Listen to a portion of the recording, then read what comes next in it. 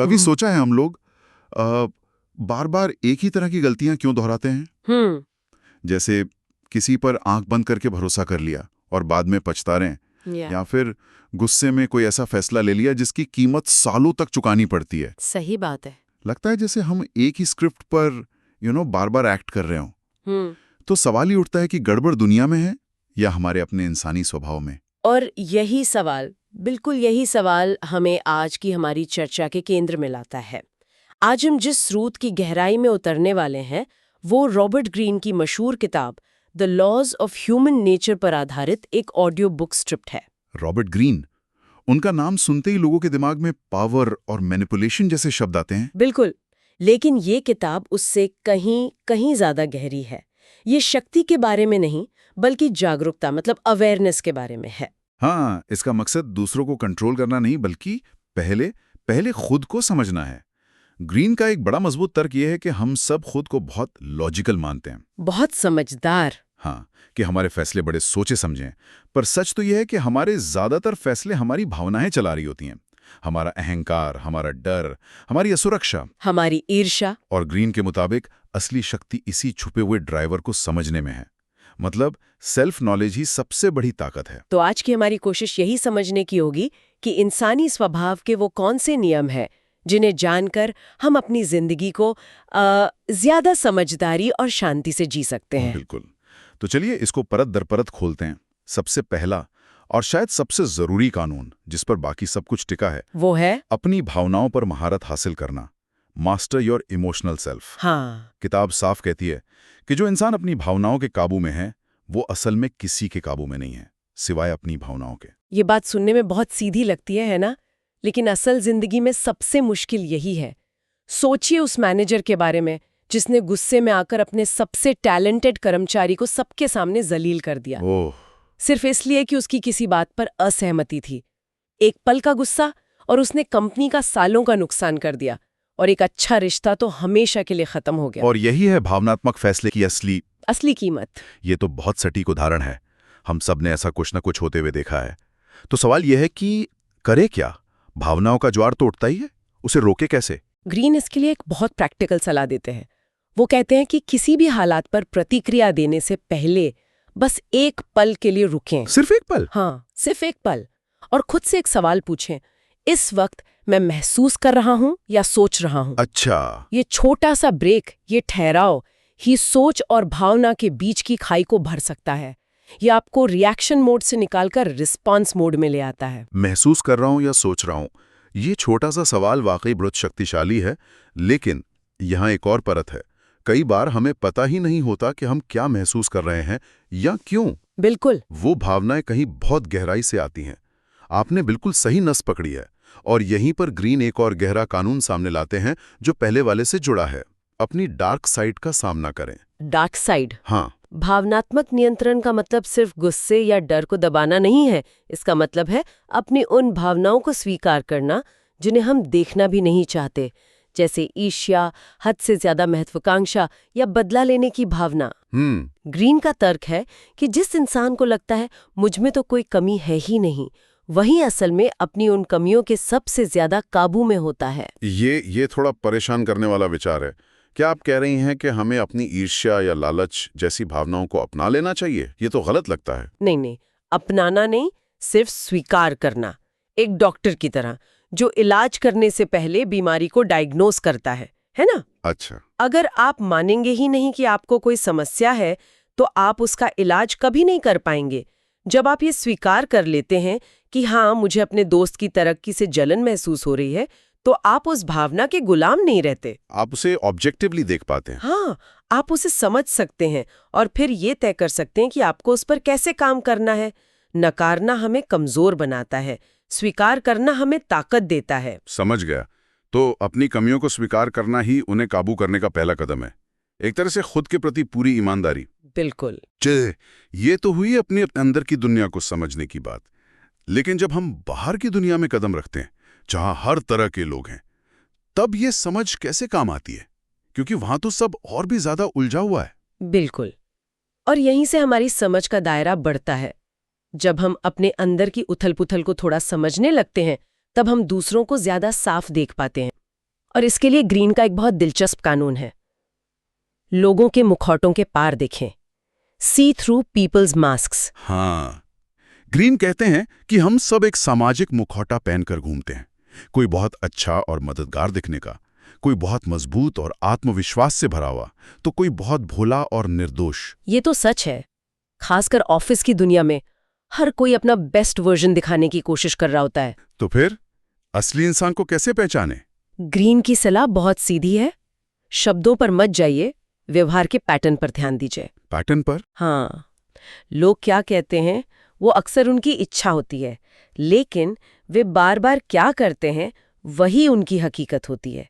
जैसे वो सहकर्मी जो मीटिंग में बड़ी बड़ी बातें करता है लेकिन डेडलाइन पर हमेशा कोई बहाना बना देता है। बिल्कुल, उसका पैटर्न शब्दों से ज्यादा सच बोल रहा है। या वो रिश्तेदार जो मुंह पर बहुत मीठा बोलता है लेकिन पीठ पीछे हमेशा आपकी बुराई करता है। एक बार हो तो गलती, लेकिन बार बार हो तो वो पैटर्न है। लेकिन अगर हम हर किसी को इस तरह शक की नज़र से देखने लगें तो क्या हम बहुत ज़्यादा सिनिकल या निराशावादी नहीं हो जाएंगे? मतलब भरोसा करने और हर वक्त सतर्क रहने के बीच की लाइन कैसे तय करें? बहुत जरूरी सवाल है ये। और देखिए, ग्रीन का मकसद हमें पैरानॉइड बनाना नहीं है, बल्कि व्यवहारिक बनाना है। प्रैक्टिकल। हाँ, ये शक करना नहीं है, ये निरीक्षण करना है। दोनों में फर्क है। शक नकारात्मक है, निरीक्षण न्यूट्रल है, तटस्थ है। मकसद लोगों को जज करना नहीं, बल्कि उन्हें समझना है, ताकि आप सही फैसले ले सकें। ठीक है, ताकि हम ये समझ सकें कि किससे कितनी उम्मीद रखनी है, किस पर कितना भरोसा करना है, और किसे अपने जीवन में कितनी जगह देनी है। सही बात है। तो ये एक तरह का डिफेंस मैकेनिज्म है। और किसी के चरित्र की असली गहराई को समझने का कोई तरीका है? क्योंकि मुखौटे तो बहुत मजबूत हो सकते हैं। हाँ, और इसके लिए एक अचूक लिटमस टेस्ट है, जिसका जिक्र किताब में है। लोगों के चरित्र की ताकत का निर्धारण करें। ओके। और इसका तरीका बहुत सरल है। किसी भी इंसान का असली चरित्र दबाव में या मुश्किल हालात में ही सामने आता है। जब सब कुछ अच्छा चल रहा हो तो हर कोई अच्छा होता है। सही बात है, लेकिन जब संकट आता है, जब तनाव बढ़ता है, तभी असली इंसान बाहर आता है। क्या वो इंसान जिम्मेदारी लेता है या दूसरों पर दोष डालता है? क्या वो शांत रहता है या घबरा जाता है? इसमें एक और बात जोड़ी जा सकती है, खासकर हमारे समाज के संदर्भ में। किताब में एक चेतावनी है कि जो इंसान छोटी सी शक्ति या अधिकार मिलने पर क्रूर हो जाता है, हाँ, या घमंडी हो जाता है, वो बड़ी शक्ति मिलने पर बहुत खतरनाक साबित होगा। जैसे कोई रेस्टोरेंट में वेटर से कैसे बात करता है, बिल्कुल। या अपने से नीचे पद पर काम करने वालों के साथ किसी का व्यवहार कैसा है, ये उसके चरित्र का सबसे बड़ा पैमाना है। बिल्कुल सही।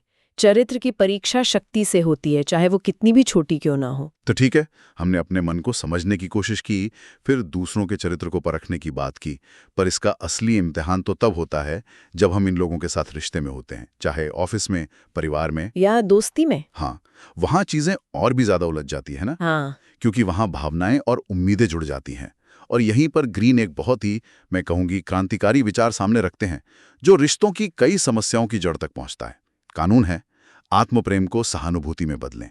सहानुभूति मतलब दूसरों के लिए बुरा महसूस करना या दया दिखाना, ये नहीं है। नहीं, बिल्कुल नहीं। ग्रीन के लिए सहानुभूति का मतलब है इस बात को गहराई से समझना और स्वीकार करना कि हर इंसान अपनी दुनिया का केंद्र है। जैसे हम अपनी दुनिया के हैं, ठीक है? वैसे ही हर कोई अपने स्वार्थ, अपनी ज़रूरतों और अपनी असुरक्षाओं से प्रेरित है। जब हम दूसरों से उम्मीद करते हैं कि वे हमारे नज़रिए को समझेंगे या हमारी ज़रूरतों को पहले रखेंगे, तो हम निराश होते हैं, क्योंकि हम ये भूल जाते हैं कि वे भी अपनी ही कहानी के हीरो हैं। ये सुनने में थोड़ा कठोर लगता है कि हर कोई सिर्फ अपने बारे में सोच रहा है। क्या रिश्तों में प्यार और निस्वार्थ होने की कोई जगह नहीं है? जगह है, लेकिन वो समझ के बाद आती है। ग्रीन का नजरिया कठोर नहीं बल्कि यथार्थवादी है। सोचिए एक क्लासिक पारिवारिक झगड़े के बारे में। माता पिता चाहते हैं कि बच्चा डॉक्टर बने क्योंकि ये उसके भविष्य के लिए अच्छा है। हाँ। बच्चा म्यूजिक में करियर बनाना चाहता है क्योंकि यही उसका पैशन है। दोनों अपनी जगह सही महसूस करते हैं और दोनों ही एक दूसरे को गलत समझ रहे हैं। बिल्कुल। लेकिन सच्ची सहानुभूति तब होगी जब बच्चा ये समझेगा कि शायद माता पिता की जिद के पीछे समाज में इज्जत और अपनी सुरक्षा का डर है, और जब माता पिता ये समझेंगे कि बच्चे की जिद के पीछे अपनी पहचान बनाने की छटपटाहट है। जब हम दूसरे के स्वार्थ को समझ जाते हैं तो नफरत की जगह समझ ले लेती है। एग्जैक्टली। वाह, इस नजरिए से देखें तो सहानुभूति का मतलब दूसरे के क्यों को समझना है, भले ही आप उसके क्या से सहमत ना हो। इससे तो बहुत से झगड़े सुलझ सकते हैं। बिल्कुल। और ये समझ हमें एक और बड़े खतरे से बचाती है, जिसका जिक्र किताब में है। समूह के नीचे की ओर खिंचाव का विरोध करें। जैसे व्यक्ति अपने स्वार्थ से चलता है, वैसे ही समूह भी अपनी एक अलग भावना से चलता है। और ज्यादातर मामलों में भीड़ की भावना तर्कसंगत नहीं होती। हाँ, सब यही कर रहे हैं तो सही ही होगा, ये हमारे यहाँ का शायद सबसे बड़ा जाल है। चाहे वो कैरियर चुनना हो, किसी स्टॉक में निवेश करना हो, या सोशल मीडिया पे किसी को ट्रोल करना हो। बिल्कुल, समूह का हिस्से बनकर हमारी अपनी सोचने समझने की शक्ति जैसे खत्म हो जाती है। ऐसा क्यों होता है? इसके पीछे इंसान की एक बहुत गहरी जरूरत है कहीं का हिस्सा बने रहने की। A sense of belonging. अकेले रह जाने का डर हमें भीड़ के साथ चलने पर मजबूर कर देता है। अच्छा। भीड़ में हमें सुरक्षा महसूस होती है और अपनी व्यक्तिगत जिम्मेदारी का एहसास कम हो जाता है। अगर फैसला गलत भी हुआ तो सिर्फ मैंने तो नहीं किया था, सबने किया था, ये सोच हमें सुकून देती है। ये एक कंफर्ट जोन है। हाँ, ग्रीन हमें इसी आरामदेह जाल के खिलाफ आगाह करते हैं। वो कहते हैं कि सच और समझदारी अक्सर भीड़ के साथ नहीं, बल्कि एक स्वतंत्र सोच रखने वालों के साथ होती है। तो इन सभी कानूनों और विचारों को अगर हम एक साथ देखें तो इसका सार क्या निकलता है? इन सब का निचोड़ क्या है? अगर इन सभी धागों को एक साथ पिरोया जाए तो एक ऐसे इंसान की तस्वीर बनती है जो प्रतिक्रियावादी नहीं, बल्कि एक पर्यवेक्षक है, एक ऑब्जर्वर। एक ऐसा इंसान जो पहले अपने अंदर उठने वाले तूफानों को समझता है और फिर उसी समझ की रोशनी में बाहरी दुनिया को देखता है। वो लोगों के व्यवहार से हैरान या आहत नहीं होता, क्योंकि वो उसके पीछे के गहरे पैटर्न को देख पाता है। मुझे लगता है कि असली बुद्धिमत्ता शायद यही है, भावनात्मक नियंत्रण और गहरी समझ का संतुलन। जो खुद को समझता है उसे दूसरों से डर नहीं लगता। वो ज्यादा शांत, ज्यादा स्थिर और ज्यादा प्रभावी हो जाता है। बिल्कुल सही कहा आपने। और ने जोर देना बहुत जरूरी है कि ये ज्ञान दूसरों को चलाने या उन पर हावी होने के लिए नहीं है, बल्कि एक ज्यादा जागरूक और सार्थक जीवन जीने के लिए है। हाँ। जब हम इंसानी स्वभाव को समझ जाते हैं तो हम ज्यादा माफ करने वाले, ज्यादा धैर्यवान और ज्यादा समझदार इंसान बन जाते हैं। हम दुनिया को वैसे नहीं देखते जैसी वो होनी चाहिए, बल्कि वैसी देखते हैं जैसी वो है। और इस पूरी चर्चा को खत्म करने के लिए किताब का एक विचार सबसे सटीक लगता है। जो इंसान दूसरों को समझने से पहले खुद को समझ लेता है, वही सच में शक्तिशाली होता है। ये अपने आप में एक बहुत गहरी सोच है और ये हमारे लिए एक ज़रूरी सवाल भी छोड़ जाता है। अगर आज से हम अपनी रोज़मर्रा की ज़िंदगी में इन नियमों को देखना शुरू करें, तो कौन सा एक नियम हमारी जिंदगी में सबसे बड़ा और सबसे जल्दी बदलाव ला सकता है? वो जो हमें अपनी भावनाओं को समझने में मदद करता है, या वो जो हमें दूसरों के मुखौटों के पार देखने की कला सिखाता है? इसकी शुरुआत अंदर से होगी या बाहर से?